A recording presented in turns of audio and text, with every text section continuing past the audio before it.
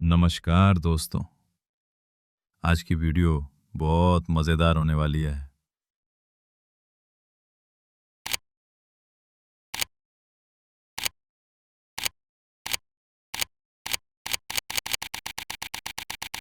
जब रास्ता सीधा ना हो तब मंजिल खुद नाम लेती है। यात्रा की शुरुआत हुई मेरी बाइक से, जिसका एवरेज इतना शानदार था कि चलती तो थी सड़क पर, लेकिन असर करती थी सीधा दिल पर।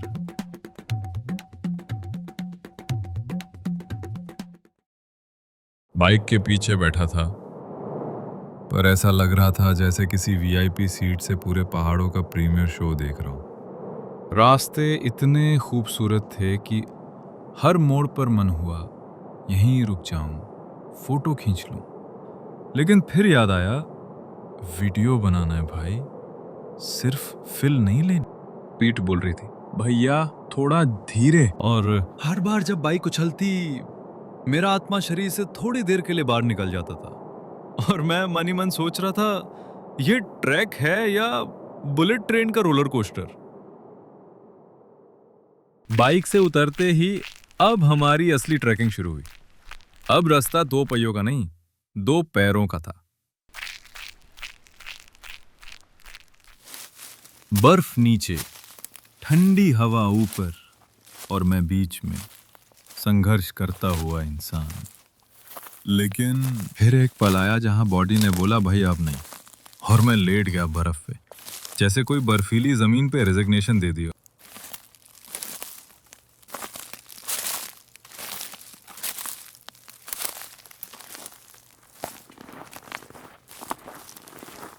जब हम चढ़ाई से लड़ रहे थे तो ऊपर से एक अजनबी लड़की पूरी फिल्मी स्टाइल में आ रही थी, बर्फ में बैठी, मुस्कुराती, फिसलती हुई। और हम भूला, हमें तो ऑक्सीजन चाहिए, ये तो एंजॉयमेंट फुल ऑन ले रही है। लेकिन फिर याद आया, मंजिल अभी बाकी है। पर हम दोबारा चढ़ने लगे। हर 10 कदम पे हम रुक के सांस ले रहे थे और चाचा जी पीछे मुड़ के बोल रहे थे, क्या हुआ बेटा, थक गए? लेकिन हर सीन ऐसा था जैसे पहाड़ खुद बोल रहा हो, आजा बेटा, रील्स के लिए बहुत मटेरियल है इधर। फिसलना भी एक कला है और एक कलाकार बिना टिकट शो दे रहा था। जब हम थक गए थे तब चाचा जी पहाड़ पर ऐसे चढ़ रहे थे जैसे डेली पहाड़ चढ़ के ऑफिस जाते हैं। और अब कैमरा घुमाते हैं। देखो भाई, हम यहाँ हैं और वो ऊपर है। मतलब पिपासा दर्शाती बैटरी और 200 दर्शाती हिम्मत लेके चढ़ना पड़ेगा अब। कभी ऐसा लगता, बस अब पहुंच गया। फिर पहाड़ बोले, भाई थोड़ा और ऊपर आ। पहाड़ चढ़ते चढ़ते एक ऐसी जगह है जहां रास्ता नहीं रुका, लेकिन हम रुक गए। वहां एक छोटा सा गदेरा था जहां ऊपर बर्फ जमी हुई थी और उसी के नीचे से पानी बड़ी शांति से टपक रहा था। और फिर अचानक एक मोड़ पे कुछ अजनबी मिले और चाचा जी का ट्रेमो डिसूजा वाला मोड ऑन हो गया। पीछे बर्फ, सामने व्यू और बीच में चाचा जी का नाटी डांस मीट्स बारात स्टेप।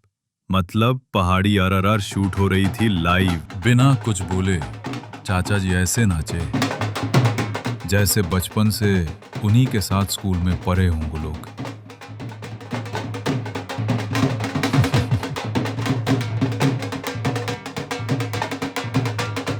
सामने चाचा जी ठुमके लगा रहे थे और पीछे एक बंदा पत्थर पे ऐसे डंडा घुमा रहा था जैसे पहाड़ की सिक्योरिटी उसी के हाथ में हो।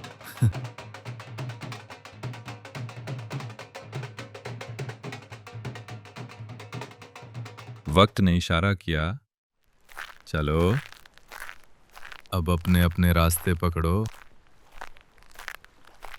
और हम चलने लगे। जब सीधा रास्ता खत्म हुआ तब शुरू हुआ वो असली उत्तराखंडी एडवेंचर। कहाँ रास्ता, कहाँ जमीन।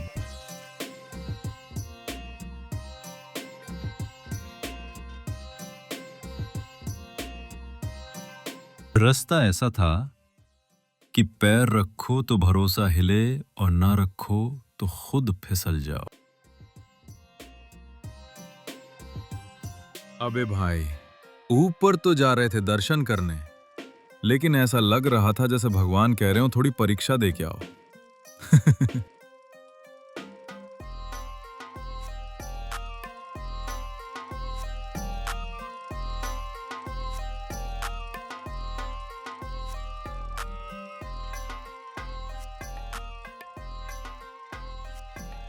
आखिरकार हम पहुंच ही गए तुंगनाथ धाम। जहां तक पहुंचना अपने आप में एक तपस्या थी, लेकिन मंदिर के द्वार आज बंद थे। फिर भी लोगों की आस्था कम नहीं हुई। कोई वीडियो बना रहा था, कोई फोटो खिंचवा रहा था, जैसे हर कोई ये पल अपने दिल में हमेशा के लिए कैद कर लेना चाहता हो। कई लोग आते हैं, तस्वीरें लेते हैं, और हमने वो पल कैमरे में नहीं, दिल में शूट किया। क्योंकि जब सामने भोलेनाथ का घर हो तो कैमरा भी झुक जाता है।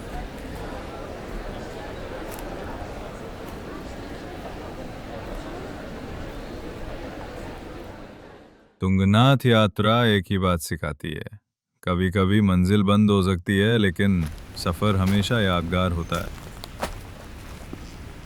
हम चलने लगे आगे। मंदिर कुंड के बीच एक पतला सा रास्ता था, जहां पैर रखते वक्त आस्था भी थी और हल्की सी घबराहट भी।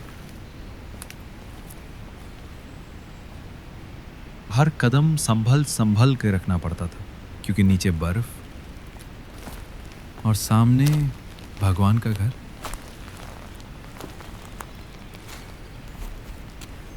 हर किसी को भोलेनाथ के दर्शन चाहिए थे, लेकिन इस बंदे को कुंड के पानी की खबर लेनी थी।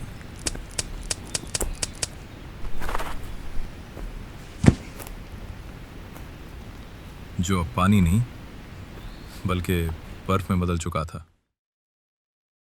एकदम शांत, जैसे सालों से किसी ने उसमें हलचल न की।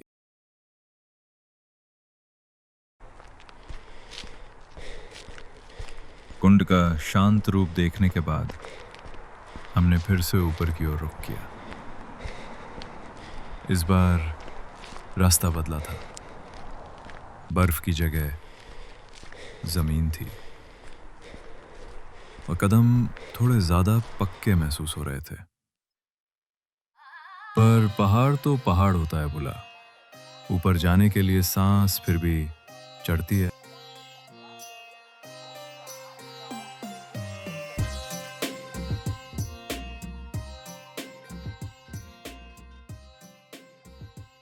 टॉप पे पहुंचते एहसास हुआ कि ये सिर्फ एक मंजिल नहीं, ये एक एहसास है।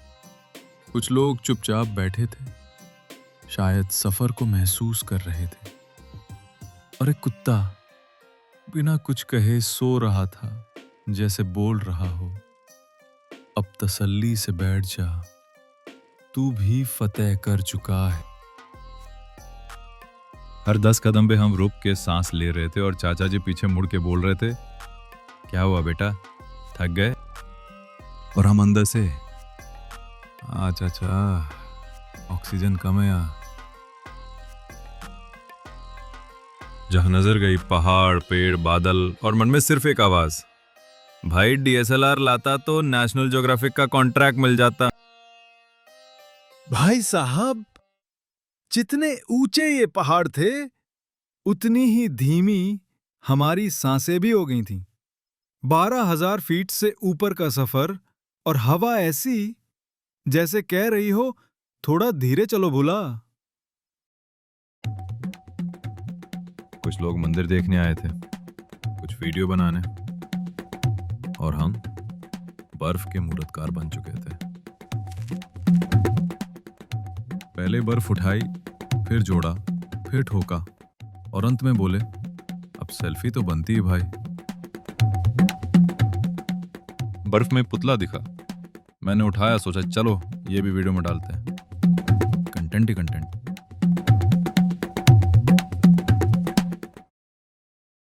अब वापसी का टाइम था, लेकिन चाचा जी बोले अब फिसल के चलते हैं। और बस जनाब, बर्फ में ऐसे बैठे जैसे स्लाइड का टिकट ले रखा हो। पर असली ट्विस्ट तो तब आया जब नीचे आकर देखा, जूतों में बर्फ, पैंट में बर्फ और दिल में ठंडा। मतलब बॉडी चिल्ड, मस्ती फुलफिल्ड। नीचे आते आते मैं इंसान से आइसक्रीम रोल बन चुका था। और मजे की बात, मैं खुद भी नहीं जानता था कि कब फिसलना शुरू किया और कब नीचे पहुंचा।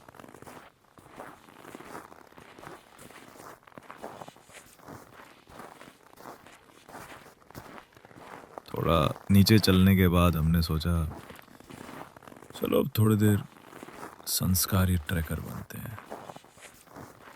पैर संभाल के रखे, 2-4 कदम चल भी लिए,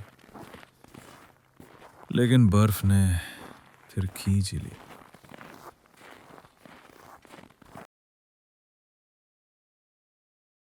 चाचा बोले बस बहुत हो गया सज्जन वाला चलना, अब फिर से चालू करते बर्फ वाली राइड। और देखते ही देखते फिर से दोनों बैठे, पैर सेट किए और स्लाइड का सेकंड इनिंग शुरू।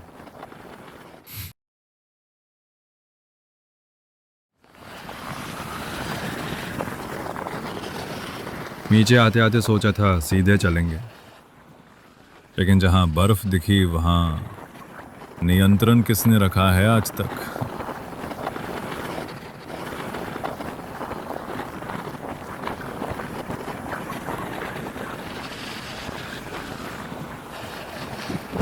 वापसी की राह थी और मैं थकान से ऐसा टूटा हुआ था कि जूते भी कहने लगे भाई अब हम नहीं, तू ही हमें उठा।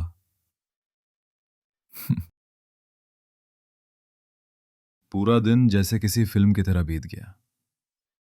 बर्फ, मंदिर, फिसलन, हंसी, चुलाई और नज़ारे। और अब हम रुके एक होटल में। ये था हमारा छोटा सा सफर तुंगनाथ तक। और दिल से कहूं, थकान बहुत थी, पर जो सुकून मिला वो अमूल्य था। मिलते हैं अगले सफर में। तब तक के लिए जय भोलेनाथ।